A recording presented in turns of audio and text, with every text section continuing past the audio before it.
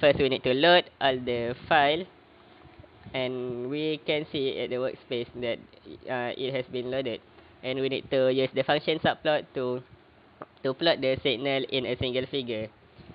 And then we use the function t according to their fs. For the first one, the fs is 1000 hertz, 200 hertz, 50 hertz, and 10 hertz. So we need to change the time accordingly to their fs. And then we need to use function plot to plot the signal, title to make the title, x label and y label to label the x and y axis. So firstly, to do the convolution in MATLAB, we need to plot our signal XSN and our impulse response for convolution purpose.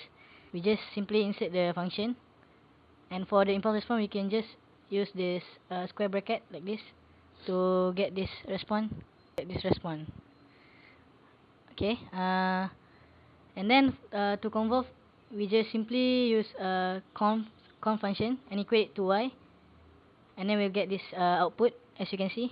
So the output is exactly the same to our manual calculation. The first column 1, 1, 0.48, and 0.48.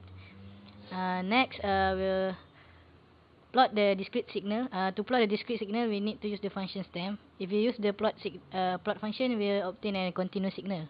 Therefore, we use the stem function. For the x-axis, we use this I, and for y-axis, we use the y. For the amplitude, I will set it from 0 to 22 with increment of 1. So, here's the plot. As you can see, it is exactly the same to our signal. Ta-da!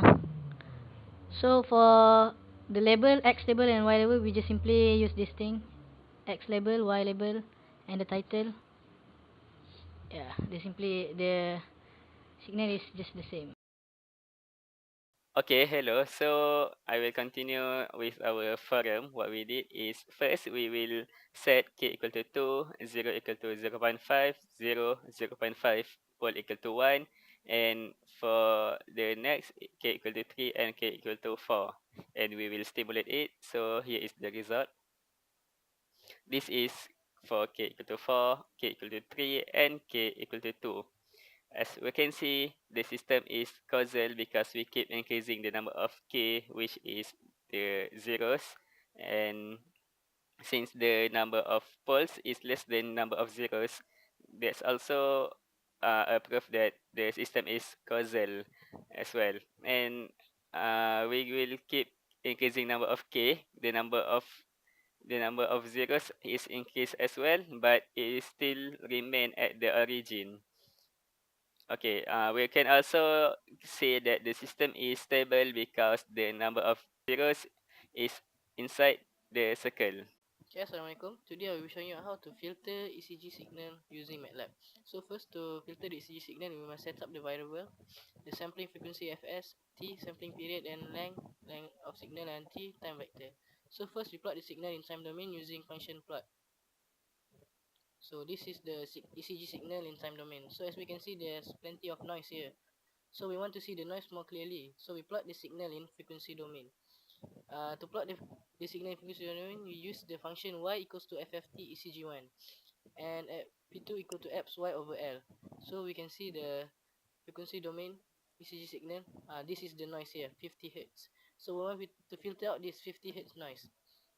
To obtain the critical frequency in normalized frequency domain, we plot the function by dividing the frequency with 500 signal. This is the critical frequency 0.1. We want to filter out this thing. So to filter this, we use the low pass butterworth filter, and the critical frequency we use is 0.08 because we want to filter out the 0.1. So, and then we equate the filtered signal to ECG filtered by using this function.